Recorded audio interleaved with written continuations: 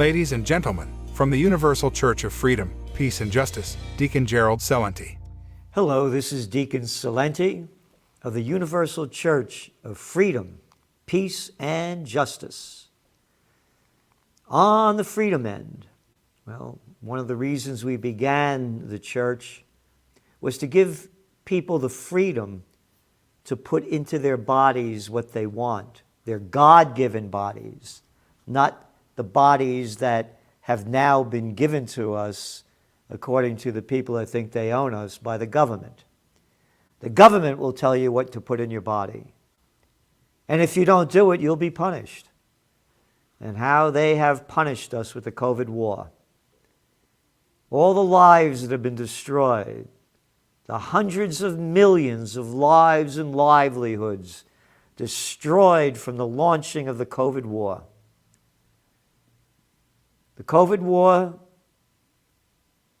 that killed people from the virus that were suffering from 2.6 pre-existing comorbidities.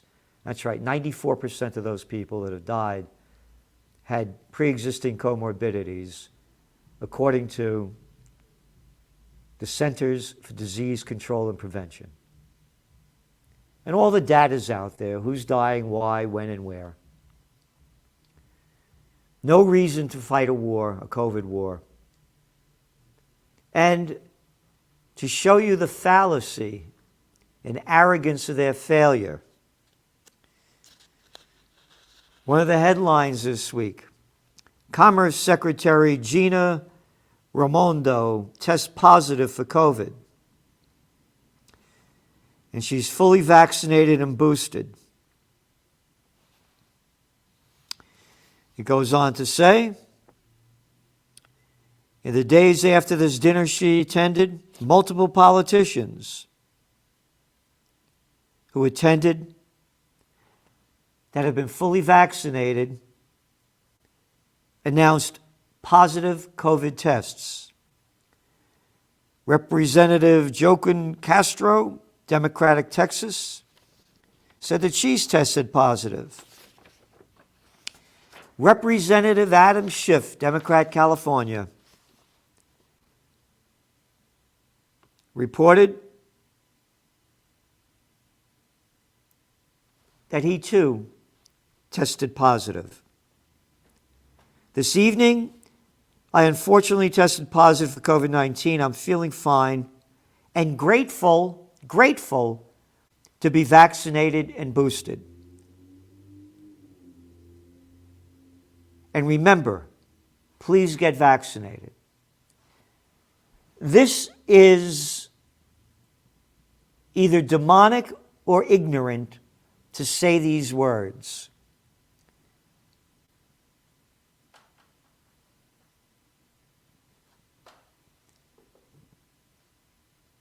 I am grateful to be vaccinated and boosted, and you still got the virus.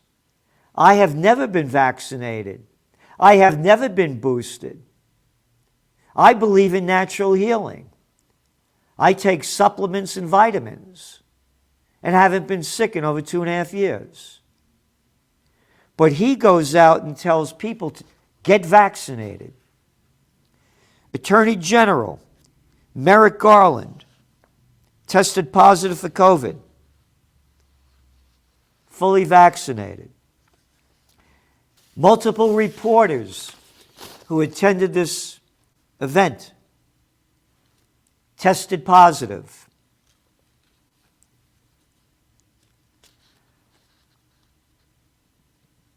They sold us this vaccination, and they had comedians and actors and politicians at the forefront of it. The vaccines are not working, because if they did and had the 95% efficacy rate that they were sold as, these people would not be getting the virus. Who else got it? Oh, Nancy Pelosi. She got it. Second COVID booster shot extends protection for just a few weeks, study shows. A fourth shot of the Pfizer COVID-19 vaccine increased protection against viral infection for only 4 to 7 weeks, according to a massive study published Tuesday. This is from the New York Daily News. For confirmed infection, a fourth dose appeared to provide only short-term protection.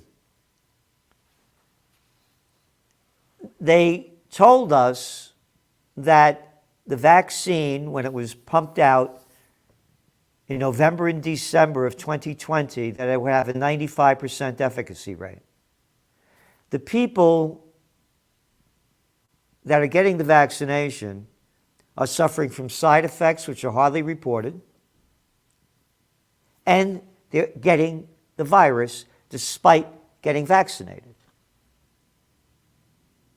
This is one of the foundations upon which the Universal Church of Freedom, Peace, and Justice was founded upon.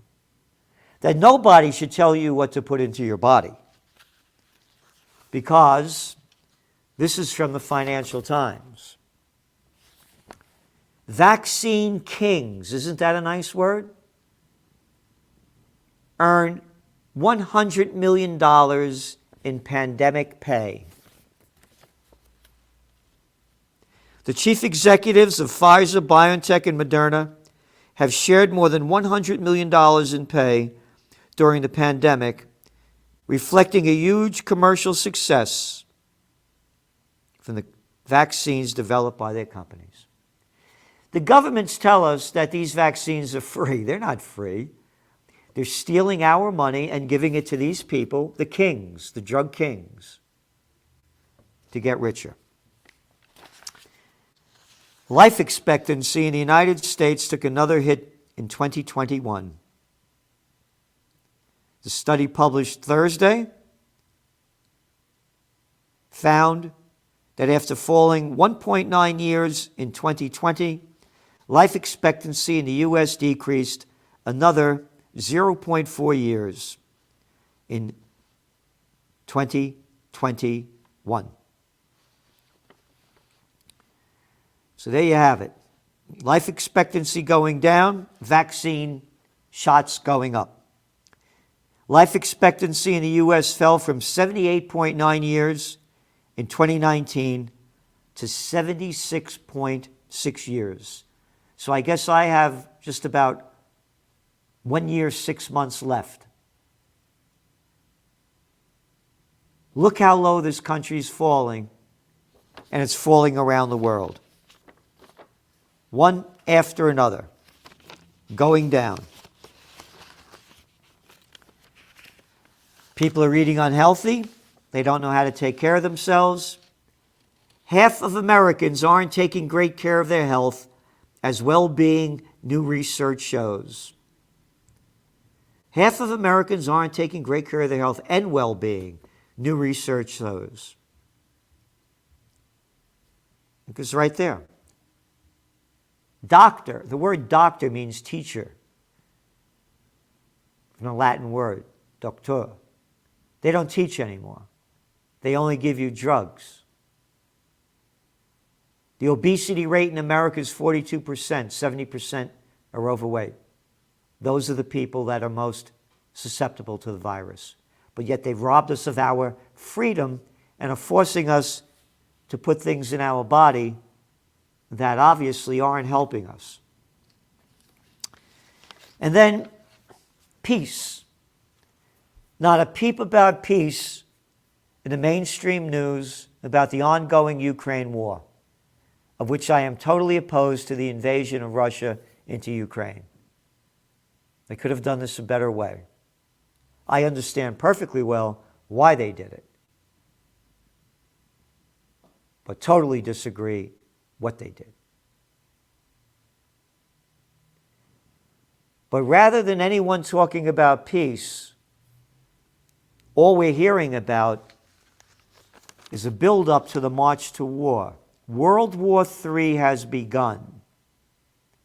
If we don't unite for peace, we will die in war, just as the Ukrainians both on the Russian side of Ukraine that agrees with Russia and the Ukraine side that agrees with NATO and Europe are dying.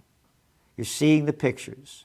You're only seeing the pictures, by the way, of the Ukrainians on the west side that are being killed by the Russians.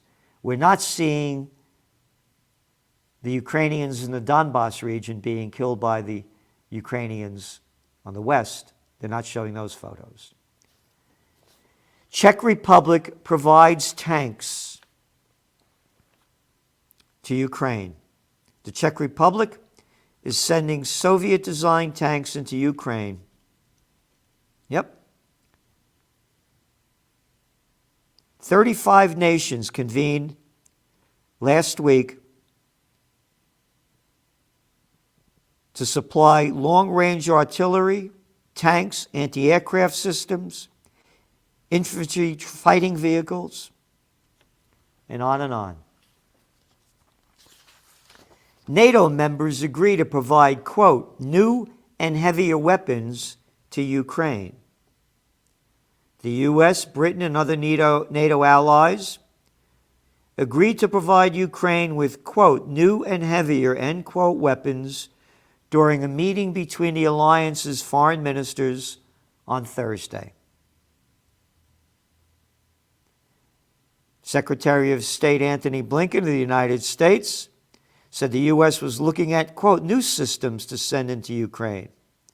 We're looking across the board right now, not only at what we have provided, and whether there are additional systems that would make a difference.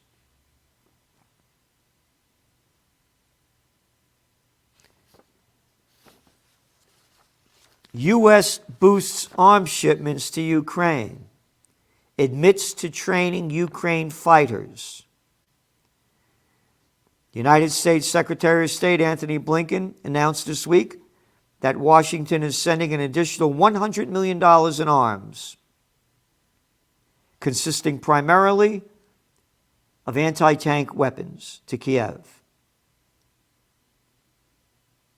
Blinken said it was the sixth major tranche of war materials dispatched to Ukraine since August 2021. The war began when Russia invaded Ukraine on February 24th, 2022. So this has been going on before. So were they preparing for this or aggravating it? He said the new disbursements bring the total, quote, assistance commitment to Ukraine to more than $2.4 billion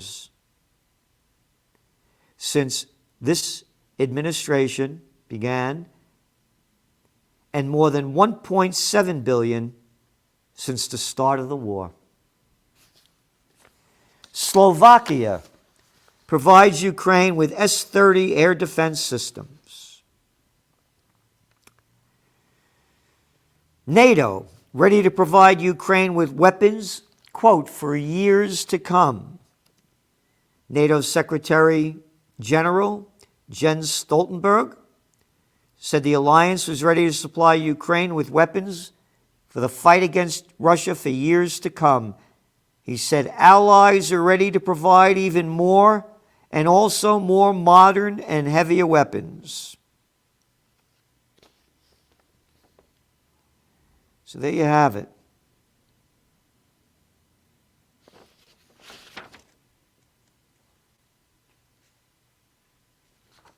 More weapons of murder.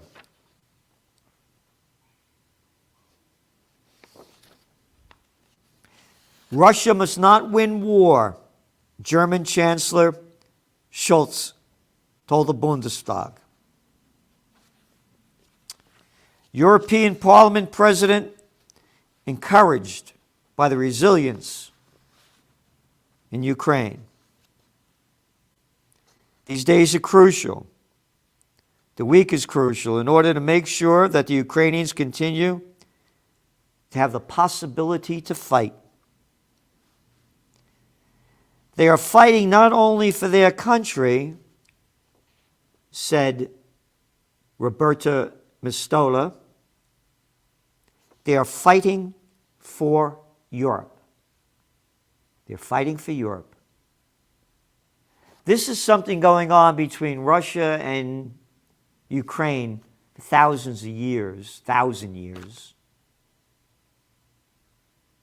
It's not the business of anybody to become involved in this, but they're ramping it up and making it worse. They're providing more weapons of death, lethal weapons. U.S. publicizing bad intelligence in information war against Russia. In recent weeks, U.S. officials, including President Biden, claimed that Russia was considering using chemical weapons in Ukraine. But 3 U.S. officials told NBC News this week that there is no evidence Russia had moved any chemical weapons near Ukraine, and that the claims were part of an information war against Moscow.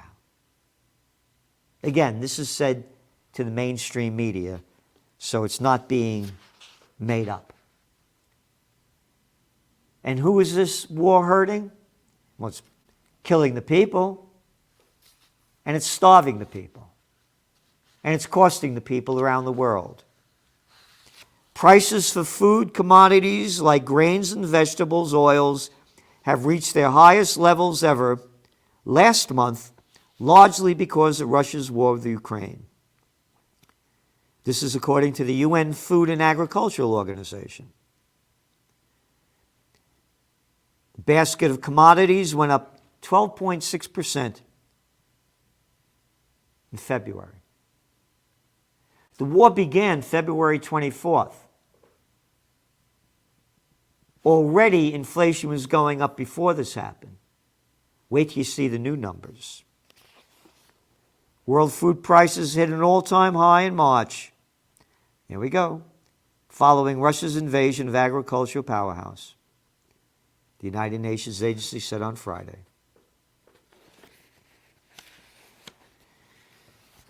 And then you hear from China. And this is why I'm very concerned that World War III has begun. Go to the Global Times on Friday.